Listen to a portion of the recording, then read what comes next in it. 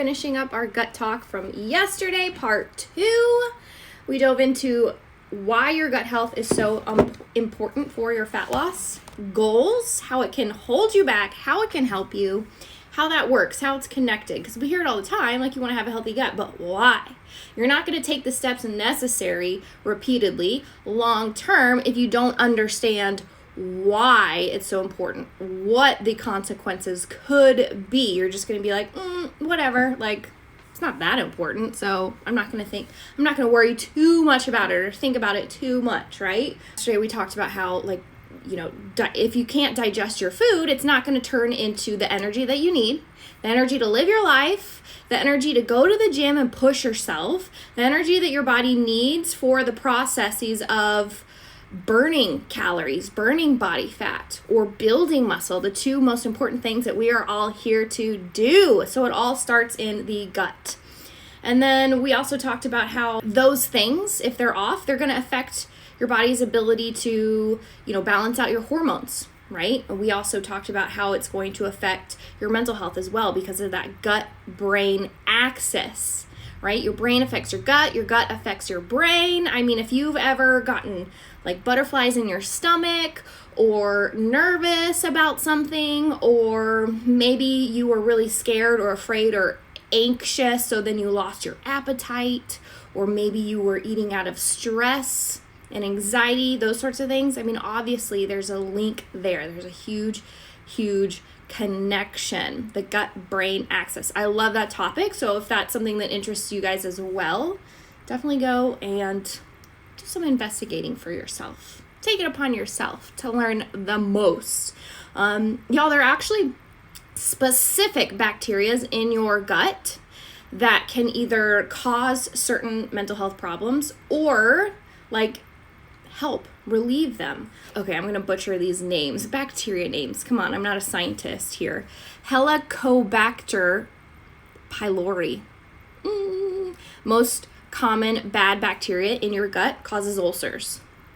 Lactobacilli, it's more commonly known. You see that in a lot of probiotics and stuff that we take.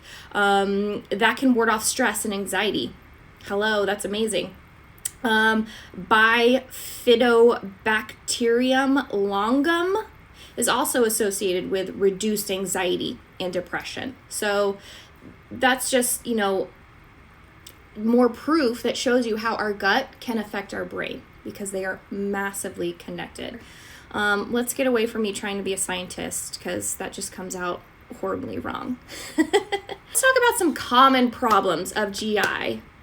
Some common causes of GI problems. There we go. Where do they come from? All right.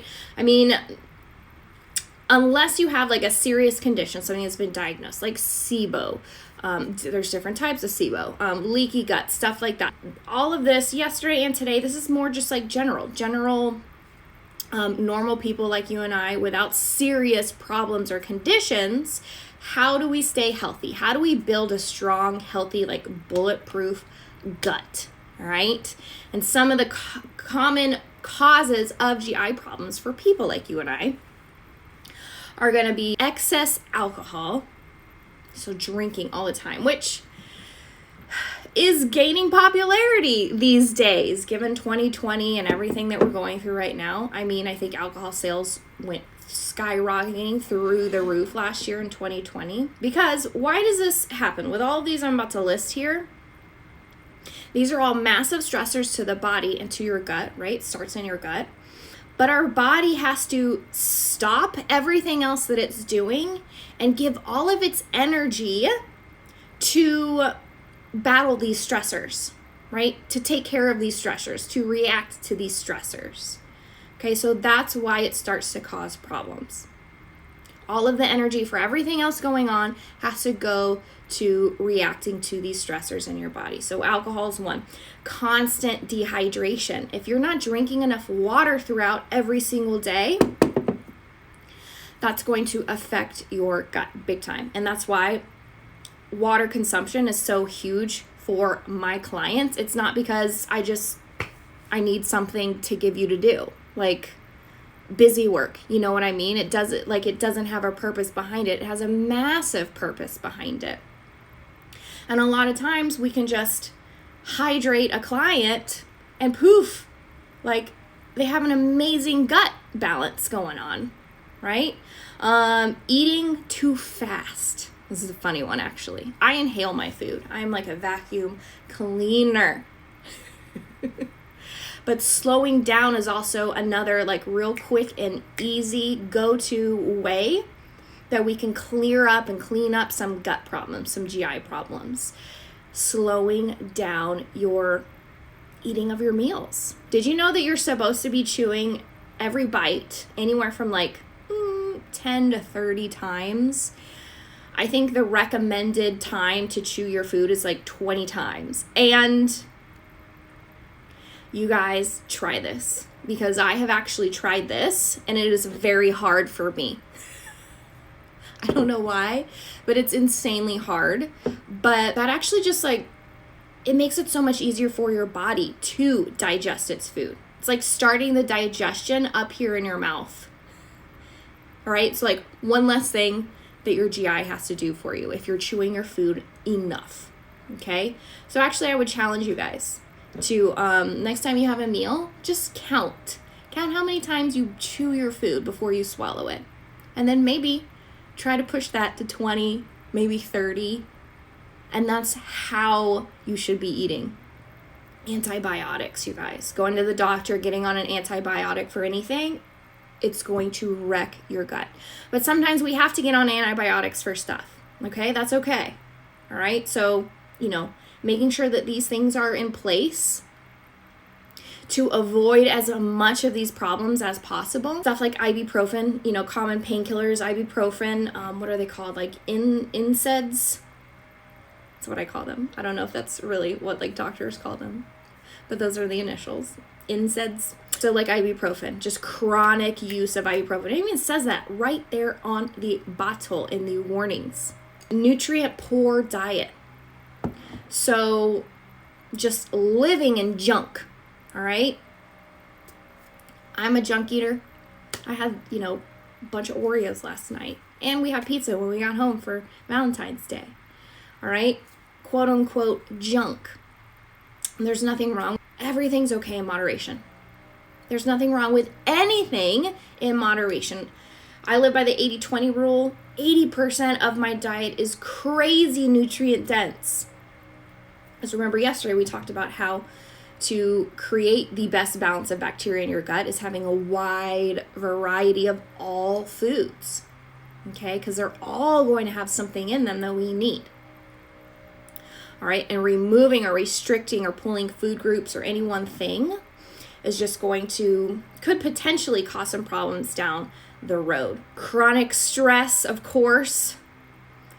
Chronic high levels of cortisol every day, all day. Like, again, I just said at the beginning of this, your body's going to stop, the energy it needs or uses towards digesting your food because it's trying to react, right, and get through your chronic stress.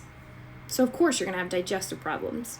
You guys, what are you doing to manage the stress in your life? We can't remove it. It's always going to be there. But we can respond to it differently. We can work on how we manage it, and we can improve those tools in our stress management toolbox. If you need some help with that, just let me know. Shoot me a quick DM, because that's something I work on a lot with my clients. Overtraining with the high intensity, just every single day, sometimes multiple times a day. I'm talking Orange Theory, CrossFit, spin, anything that's jacking your heart rate up and just putting your body through that over and over and over. That's a chronic stress, right? And then couple that with maybe you're getting, not enough sleep every single night. That's a massive stressor. Undersleeping and then heading to the gym and going through a high intensity workout. Holy macaroni. Your gut's not going to be digesting nothing, sister. Okay? Overtraining and then under recovering. So if you're going to those HIIT workouts, great. If you love them, do them. If you're passionate about them, do them. If they make you happy, do them. But make sure you are recovering appropriately and properly from them, right?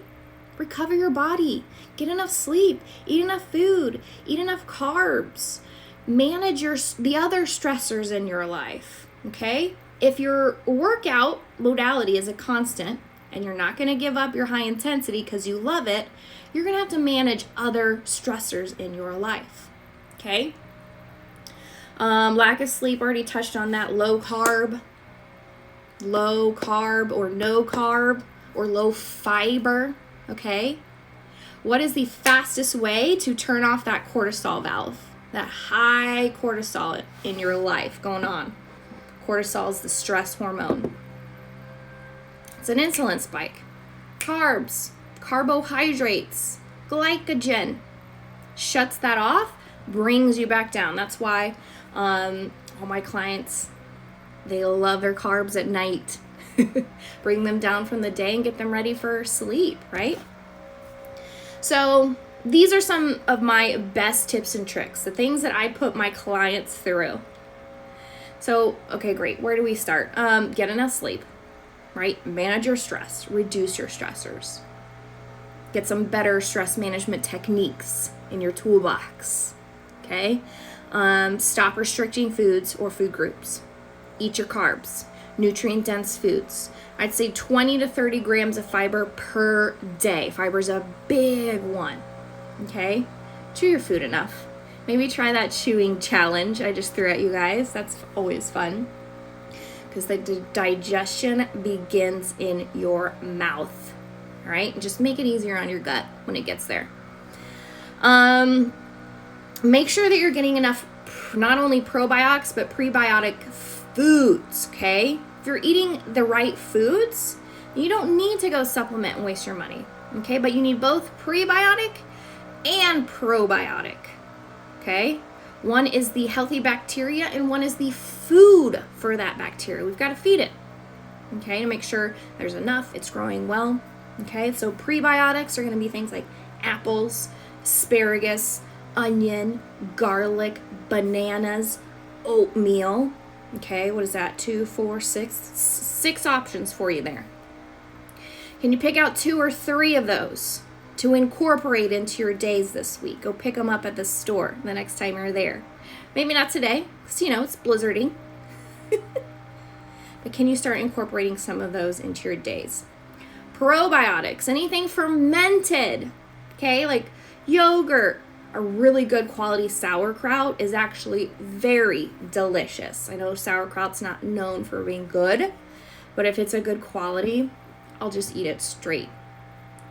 Yogurts, pickles, kimchi, which I still have not tried, so I can't really vouch for that one, like taste-wise.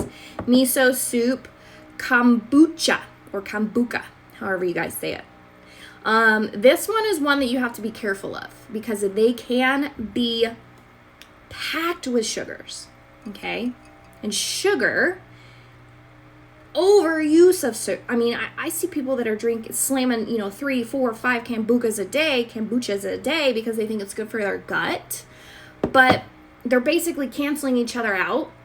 You're getting no effect, or like you've passed the point of, it's like diminishing returns at that point because you're consuming so much sugar, which is inflammatory, right? And it's just like sugar in itself is bad, but remember, in moderation.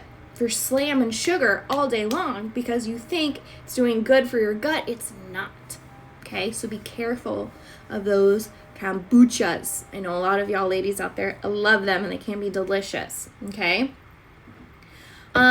So those are some really great starting points, some jumping off points for you guys to start improving your gut health, right?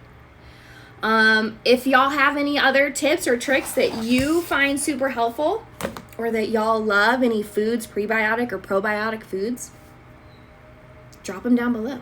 Uh-oh. Babe's back. Babe's back from the store. All right, that's all I got for you guys today. I'm going to go play in the snow. How's the snow? It was fun. Roll down a hill or something. All right. Y'all have a fantastic rest of your day, Sunday. Be safe out there. Catch you later.